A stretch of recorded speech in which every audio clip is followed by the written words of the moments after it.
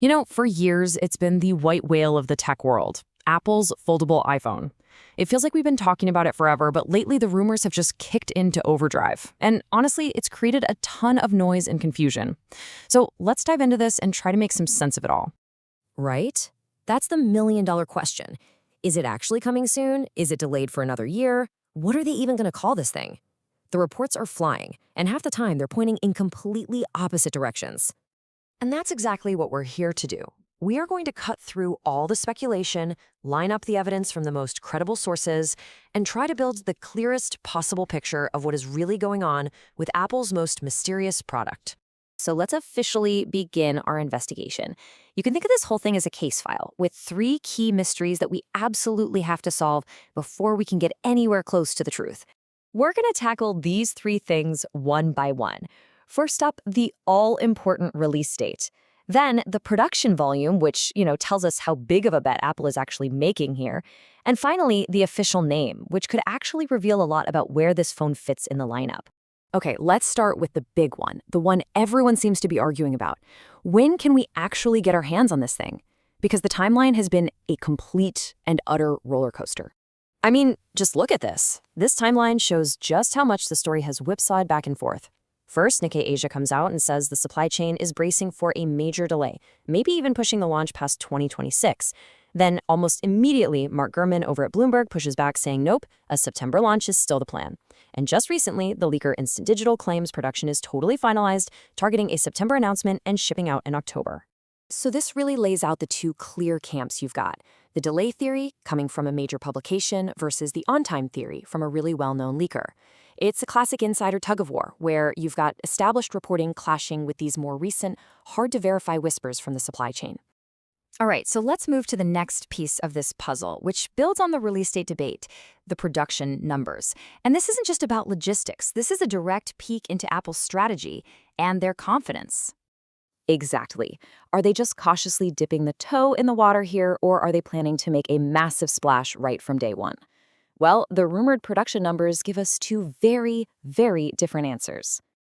The first figure comes from that same Nikkei Asia report that suggested a delay. It puts the initial order at a pretty conservative 7 to 8 million units. Now, that's still a lot of phones, but it suggests a more cautious, let's wait and see kind of approach. But then, we have this. The leaker Instant Digital is claiming that Apple has actually increased its display orders by 20%, bringing the total launch batch to a whopping 11 million units. That is not a cautious test run. That's a full-blown, super confident product launch, suggesting Apple believes they have a monster hit on their hands right out of the gate. And just to put that 11 million number into perspective for you, get this. Apple shipped under 83 million total iPhones in the first quarter of 2025. So launching with 11 million units of a brand new super premium device, that would be an incredibly bullish move. A launch that big wouldn't just enter the foldable market, it would aim to dominate it from day one, putting enormous pressure on companies like Samsung. Okay, on to our third and final mystery. What is Apple actually going to call this thing? It might seem like a small detail, but believe me, the name tells a story. For the longest time, I think we all just assumed it would be called the iPhone Fold. It's simple, it's descriptive, it makes sense. But pretty recently, a new contender has emerged, iPhone Ultra. So why Ultra? Well, when you think about it, it actually fits Apple's recent strategy perfectly. Just like the Apple Watch Ultra sits at the very top of the watch lineup, an iPhone Ultra would create a new, even more premium tier above the Pro Max. It's a signal that this isn't just a different shape, it's the ultimate iPhone. And what's really interesting is that Instant Digital, the same source of those huge production numbers, has also been using this name. So we've sorted through the supply chain rumors and all the insider leaks, but none of that really matters without the people who might actually buy this phone. And that brings us to the court of public opinion, where the excitement is matched only by some very real skepticism. On one side, you have the absolute dreamers, like this commenter, Hopesound Daryl, who sees this as the holy grail. A device that finally merges the portability of an iPhone with the awesome screen size of an iPad mini. This is the exact customer Apple is hoping to capture.